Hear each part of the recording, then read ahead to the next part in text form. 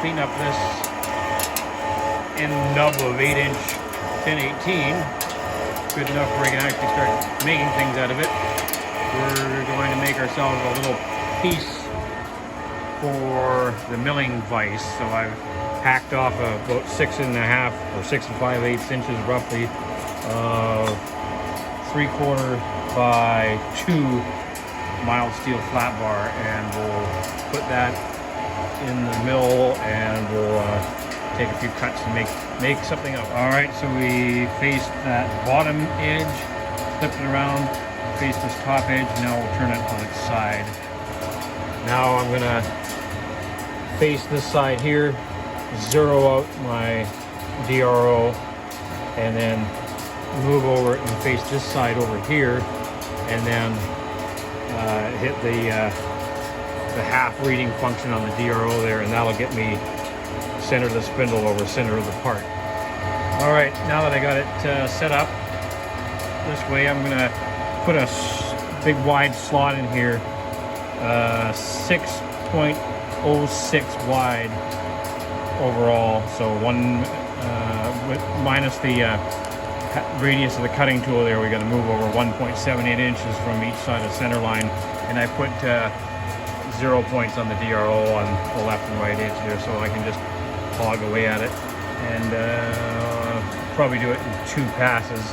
I'll come down about 1/8 inch, I guess, and see how that looks. All right, so we've got that roughed out. We'll clean it up with some little roll-lock discs on a die grinder. We've done it right, we can flip it over then, and it'll just sort of catch on each side of the lower part of the vise when we drop it down between the jaws. All right, there it is, somewhat spruced up, and put it in there, and it just drops on. So I can't feel any play in there, so that's excellent. All right, so we got it in the mill vise with some parallels under it, and we're gonna face this side, which we don't really have to do, but seeing as we're all set up for it, we'll find center again, and then we'll swap out for an end mill. All right, so we've set up with a 1/2 inch roughing end mill, and we're going to carve a slot in here, so more or less as deep as we can without getting near the vise jaws. About 0.300 I think is what it comes out at, so that'll be good enough.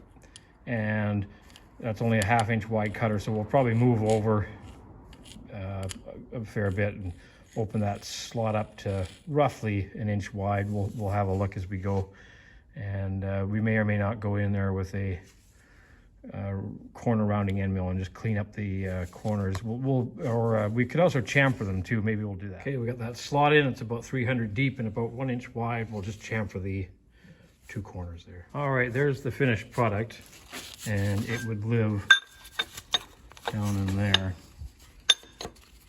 I ended up using a corner rounding end mill because I didn't have a chamfer end mill to throw a chamfer on those corners. But all I'm trying to do is make them not sharp so that they don't wear down too quick.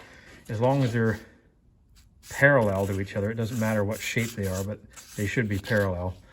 And what this allows me to do is, here's a piece of 1.5 inch rod. It'll index in there, and likewise something a little larger, and all the way up to 6 inch and beyond. It'll sort of self-center. You just have to wiggle it a little bit, give it some feel, and then what that allows you to do is get that down to the bottom of the vise like so, and